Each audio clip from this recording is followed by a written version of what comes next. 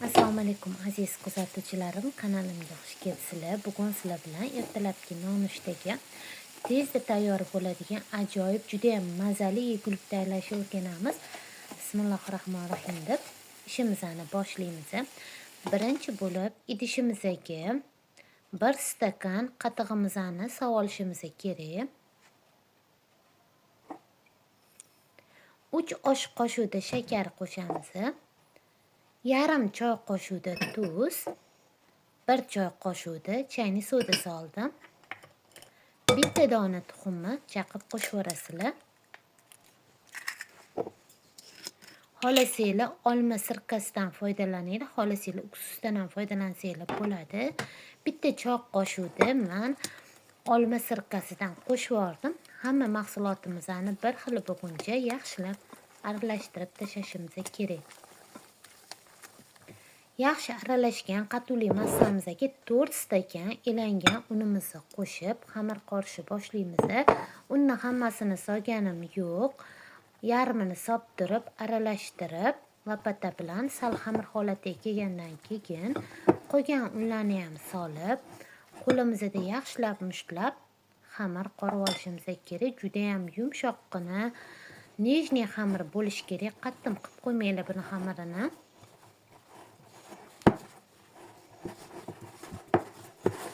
Xamirimiz tayyor bo'ldi.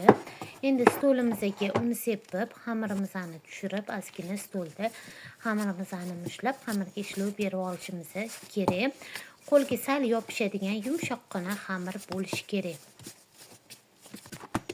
Xamirimiz tayyor bo'ldi. Teg tarafiga ozgina uni sepib qo'yamiz. Aytib o'tganimdek, ozgina qo'lga yopishadiganroq xamir. Ustini salofan paket yoki idish bilan yopib 3-4 minut tindirib olamiz xamirimizni.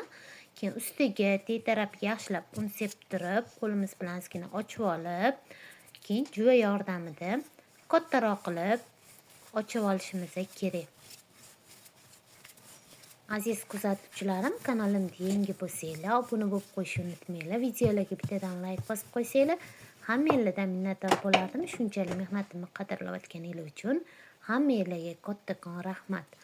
30 ga 40 razmerida videoda ko'rsatilgandek qilib xamirimizni ochib olamiz.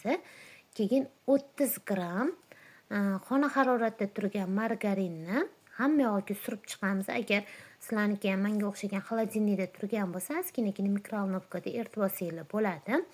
Yaxshilab hamma yog'iga surib, xuddi somsani o'raganimiz kabi xamirimizni zichroq qilib o'rab chiqishimiz kerak. Chetlarini chiqarib yaxshilab qattimroq qilib o'rashga harakat qilinglar. Juda ham yumshoq xamir bo'lgani uchun zichroq qilib o'rab olamiz. Chetlarini yaxshilab yopishtirib olamiz. Tayyor bo'lgan xamirimizni bo'laklarga bo'lib chiqishimiz kerak. Chet tarafda ingichkaroq bo'lgani uchun ozgina qalinroq kesib oldim. Keyin o'rtalarini bitta barmoq kengligida o'lchab, mana shunaqa dumaloq shaklda kesib chiqishimiz kerak. Shunaqa chiroyli dumaloq qilib kesib olasizlar. Bo'laklarga ajratib bo'lgandan keyin xuddi shunaqa qilib ajina qilib ajratib olinglar hamma xamirlarni, chunki yumshoqqina xamir yopishib ketadi. Qaranglar, juda ham chiroyli ko'rinishda chiqadi. Unaqa qalin ham kesib olishimiz kerak emas, chunki bu pishish jarayonida yana ham ishib chiqadi. Shuning uchun qalin qilib kesib tashamanglar. Shunaqa qilib hammasini ajratib stolga taxlab olamiz. Keyin qizib turgan yog'imizga solib, chiroyli qilib rangi kirgizib pishirib olishimiz kerak. Yog'ini ko'ryapsizlar, unaqa ko'p yog' ham solganim yo'q. Gazi tegi juda ham past olovda pishirasizlar. Ichlari bilan yaxshi pishib chiqadi. Baland olov qilib qo'ymanglar, tez qizarib ketib qoladi. Pastroq olovda tavamizga yetarli miqdorda sovib olamiz. Qopqog'ini yopib turib, 3-4 minut qopqog'ini ochmasdan chiroyli qilib qizartirishimiz kerak. Agar sizlarda qopqog'i yo'q tovalar bo'lsa, unda juda ham past olovda pishiringlar, miltillatib pishiringlar. Shuni ichlari bilan pishadi. Agar qopqog'i bo'lsa, sal pastdan balandroq qilib 3-4 minut ushab, mana qaranglar, shunaqa qilib chiroyli qilib qizartirib pishirib olasizlar. o'zi chiroyli chiqadi. Ko'rinishini ko'ryapsizlar, juda ham chiroyli. Ana oshxonanglar hidi bo'lib ketadi. Shunaqa yoqimli hidi bo'lib, bolalar yugurib kelishadi buni hidini bilib. Juda ham mazali. Nonushtaga qilsa mos yegulik bo'ladi. Albatta tayyorlab ko'rishinglarni hammanglarga maslahat beraman. O'girib turib qopqog'ini yopib, yana 3-4 minut rangga kirguncha qizartirib olamiz. Keyin ko'tarib idishlarimizga solamiz. Qolgan tayyorlab qo'ygan buni bo'lishqalar desanglar ham bo'ladi, quymoqlar desanglar ham bo'ladi. Qolganlarini ham solib, ketma-ketlikda pishirishni boshlaymiz. Agar yog'i kamroq bo'lsa, menga o'xshab ozgina yog' sovoringlar tovanglarga. Mana qolganlarini ham sovoldik.